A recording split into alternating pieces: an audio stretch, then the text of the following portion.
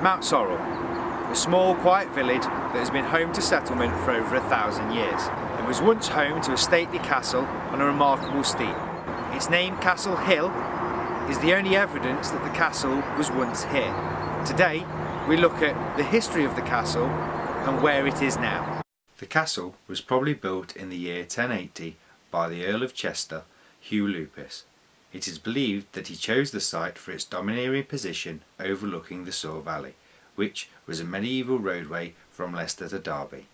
The castle is first mentioned around about 1152 when it featured in an agreement between the Earl of Chester, Hugh Lupus, and the Earl of Leicester, Robert Le Boso, to whom ownership of the castle was passed on to. After extensive research, the only copy of the agreement was recorded in the Parochial History of Charnwood, and it reads as follows.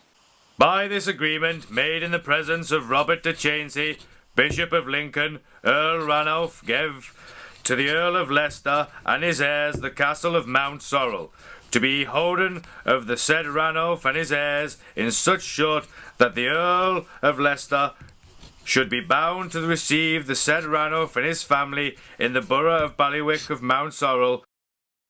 Robert Le Boso died in 1167, which meant that ownership of the castle was passed on to his son Robert Blanchemains. After his father's death, Robert rebelled against King Henry II and was taken prisoner in 1174, and was forced to surrender Mountsorrel's castles to the king. King Henry II kept Mountsorrel's castle as he alleged it to be his own lawful right. It is believed he kept it due to its position. The castle was not passed on to the son of King Henry II, and therefore fell back into the hands of Robert. After the death of Robert Blanchemains, Sir de Quincey, who had married Robert's sister, was given £1,000 from King John for ownership of the land. This meant that the castle and all its appurtenances were now in the hands of King John. In 1215, King John appointed Sir de Quincey the governor of Mountsorrel's castle. However, during the same year, Sir de Quincey took up arms with the barons who were against King John.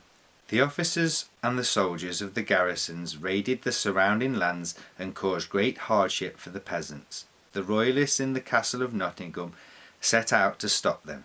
During one of the many pillages, the Nottingham men dispersed them.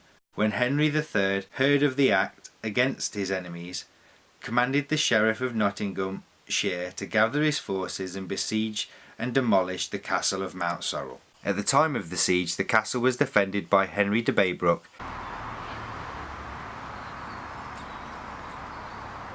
The leaders of the besieging party were William Marshall, Earl of Pembroke, Ranulph de Blondeville, Earl of Chester, William de Ferris, Earl of Derby, William, Earl of Ambermale, and many others from the garrisons of the neighbouring castles. Henry de Baybrook sent word to Sir de Quincey for immediate assistance. On hearing this, Sir Quincey appealed to Lewis the Dauphin, who had just arrived in London. Lewis dispatched the Count de Perche and 20,000 men to Mountsorrel. However, the Count and his men never made it to Mountsorrel, as they were defeated on the way in Lincoln by King Henry's men. After the royalist victory over the barons and the French in Lincoln, the castle of Mountsorrel fell into the hands of King Henry III, who gave governorship of it to Ranulph de Blondeville.